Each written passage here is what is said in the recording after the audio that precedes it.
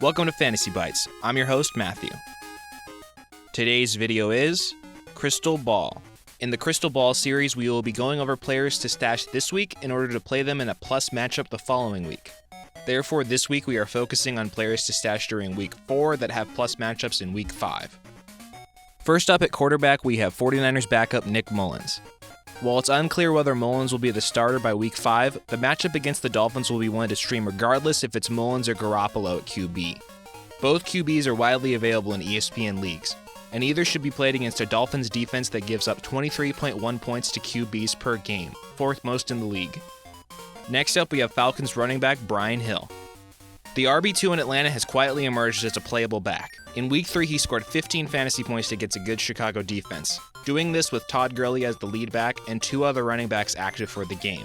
If Hill can continue to get around 9 to 10 carries a game, including a few red zone carries, he will be a flex option in positive matchups. Speaking of positive matchups, Hill and the Falcons will play Carolina in week 5, who have given up 42.8 points per game to RB so far, good enough for second most points allowed per game to the position. With that many points to go around, Hill will be an easily playable option in week 5 and is worthy of a spot on the bench going forward. Next up, we have Patriots wide receiver N'Keal Harry. While N'Keal Harry had a down game against the Raiders in week 3, he has a higher snap count than Julian Edelman through 3 weeks.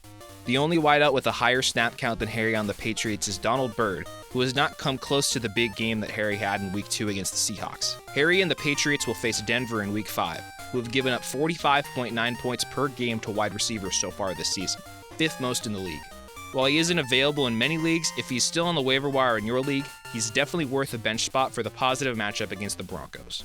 Next up, we have Indianapolis tight end AliCox. We highlighted AliCox as a player who could break out in week 3, and lo and behold he did. With Michael Pittman and Paris Campbell out, there will be more targets to go around in Indy, so expect AliCox to continue being a playable option at tight end. In week 5, the Colts will play Cleveland, who have given up 19.3 points per game to the tight end, good for 3rd most in the league. Pick up AliCox before someone else beats you to the punch. Last up, we have the Arizona Cardinals defense special teams. While Arizona hasn't had a breakout defensive performance so far this season, they will face the Jets in week 5. The Jets have given up the most points to DST so far this season, but that is partially due to a huge game from the Colts in week 3. The Jets will still be a matchup to stream against for DST, and the Cardinals have enough talent to generate some points against a horrendous Jets offense. Alright, that'll be it for today's video. Thanks again for watching. Make sure to like, subscribe, and even share the content if you enjoy it.